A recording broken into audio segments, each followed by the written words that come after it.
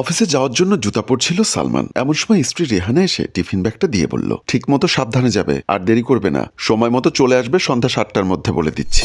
আচ্ছা ঠিক আছে বাবা, দেরি করব না, তুমি ঠিক মতো থাকবে বাসায়, খাবারটা সব খেয়ে নেবে কিন্তু। সালমান আচ্ছা ঠিক আছে বলে একটু আদর করে বেরিয়ে যেতে চাইল। এমন সময় হঠাৎ দাঁড়িয়ে পড়ল।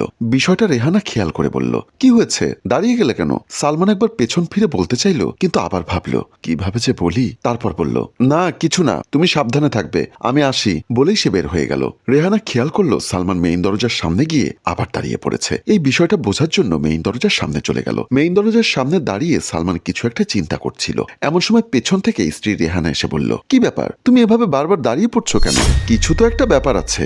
না তো, কই কই মানে? ওখানে একবার দাঁড়ালে এখানে একবার দাঁড়িয়ে আছো। তারপর স্বামীকে আদর করে বলল, আচ্ছা তুমি কি আমাকে কিছু বলতে চাচ্ছ, গোপন কিছু?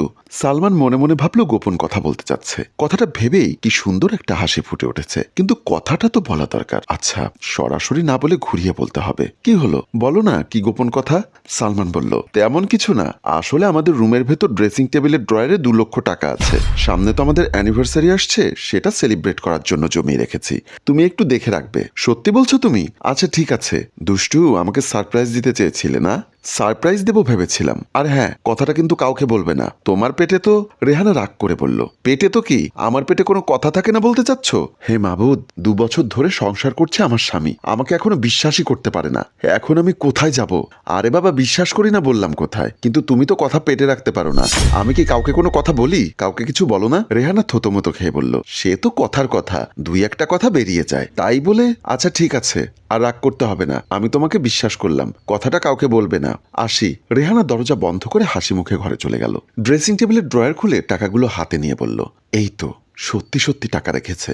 এই কথাটা এখন কাকে যে বলি, কিভাবে যে বলি? কাউকে বলতে না পারলে তো আমার পেটের ভাত হজম হবে না। এমন সময় পাশের বাসার রান্নাঘর থেকে সেলিনা ভাবির আওয়াজ কানে আসলো। তিনি তার স্বামীকে বড় করে বলছেন, নাস্তা খাচ্ছি, খেতে এসো। কথাটা শুনেই রেহানা হাতের তুড়ি বাজিয়ে পাশের বাসায় চলে গেল। ওদিকে অফিসে বসে কাজ করছে সালমান। এমন সময় বস আশরাফুদ্দিন এসে বলল, কাজ কেমন চলছে? জি বস, ভালো চলছে, এখনই রেডি করে দিচ্ছি সবকিছু। আমি তো জানি আপনার পারফরমেন্স খুব ভালো, তাই আপনাকে একটু ভরসা করি বেশি। আচ্ছা, আপনাকে যে 2 লক্ষ টাকা রাখতে দিয়েছিলাম সেটা কোথায়? সালমান বলল, বস সেটা তো আমি বাসায় রেখেছি যত্ন করে। হ্যাঁ, খুব ভালো করেছো। আচ্ছা ঠিক আছে, কালকে টাকাটা নিয়ে আসবে, আমার আসলে ইমার্জেন্সি একটা দরকারে টাকাটা প্রয়োজন হচ্ছে।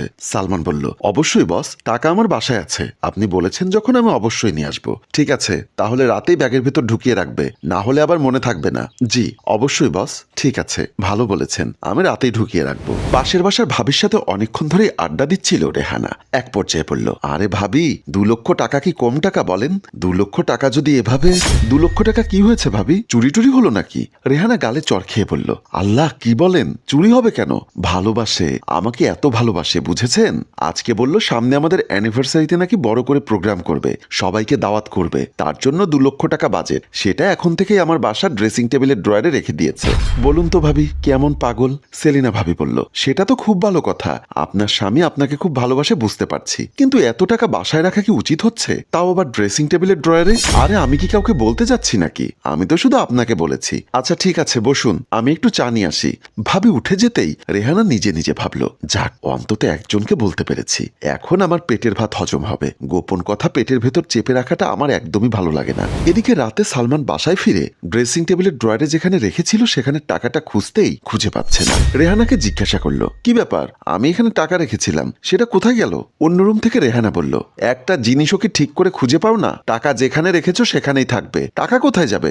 উফ, আমি খুঁজেই পাচ্ছি না, তুমি এসো। রেহানা বিরক্ত হয়ে বলল, তুমি ভালো করে খুঁজে দেখো। এদিকে আস্তে করে মেইন দরজা খুলে পালিয়ে যাচ্ছিল কাজের মেয়ে লামিয়া। খপ করে তার হাত ধরে সালমান বলল, কোথায় পালাচ্ছিস 2 লক্ষ টাকা নিয়ে? ভাইজান, আমি কোনো টাকা পয়সা নিয়ে নাই, বিশ্বাস করেন। টাকা না নিলে তুই পালাচ্ছিস কেন? কি ব্যাপার, তুমি মেয়েটার সাথে এমন করছো কেন? টাকাটা ওখানে নেই, নিশ্চয়ই চুরি করেছে, ওকে এমন করবো না তো কি করব? রেহানা বলল, টাকা কি আমি কাউকে দিয়ে ফেলেছি নাকি? টাকা যেখানে আছে সেখানেই থাকবে, যদি সেখানে থাকতো তাহলে কি এত কথা আমি বলতাম?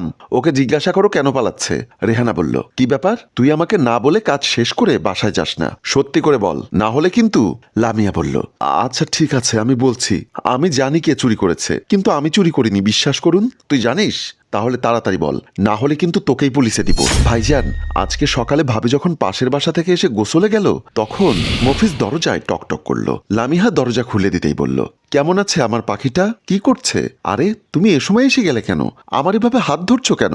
আমি আমার পাখির হাত ধরবো না তো কে ধরবে বলো? উফ, ছাড়ো, বাসায় তো ভাবি আছে। তোমার আমার সম্পর্কের কথা এখনো কেউ জানে না। আর তাছাড়া তুমি এভাবে বাসায় এসে আমার হাত ধরলে আপু আমাকে পিঠের উপর দিবে। মফিজ একটু এদিক ওদিক তাকিয়ে বলল, তোমার ভাবি আছে? কিন্তু কোথায়? দেখতে তো পাচ্ছি না। আরে ভাবি গোসল করছে, আর আমি রান্নাঘরে অনেক কাজ রেখে এসেছি। অন্তত 1 ঘন্টার আগে বের হতে পারবো না কাজ শেষ করে। মফিজ বলল, আচ্ছা ঠিক আছে পাখি, তুমি যাও, আমি পরে আসবো, তাড়াতাড়ি যাও। আমি রান্নাঘরে গেলাম বলে তাড়াহুড়ো করে চলে গেল। আর মফিজ দরজা খুলে বের হতে গিয়েও গেল না। ভাইজান, বাসায় শুধু মফিজ ছাড়া আর কেউ আসেনি। আমার ধারণা মফিজ টাকাটা নিয়েছে, কারণ দুপুরের পর থেকে ওর মোবাইলটা বন্ধ। ওদের বাসায় গেলাম, সেখানেও নেই। এখন আপনাদের কথাবার্তাগুলো শুনে আমি ভয় পেয়ে গিয়েছিলাম, তাই চলে যাচ্ছি। সালমান বলল, তোর জন্যই সব হয়েছে। এই, তুই বেরিয়ে যা বলছি, তোকে দেখলে আমার মাথা গরম হয়ে যাচ্ছে। রেহানাও পালাতে চাইলে তাকে ঘুরিয়ে সালমান বলল, তুমি মফিজকে কেন বলতে গেলে আমার টাকার কথা? আরে বাবা, আমি মফিজকে কেন বলতে যাব? আমি কি মফিজের সাথে কথা শেয়ার করি নাকি? আমি তো শুধু... এই, কাকে বলেছো বলো? রেহানা কাচুমাচু করে বলল, আমি তো শুধু পাশের বাসার ভাবিকে বলেছিলাম।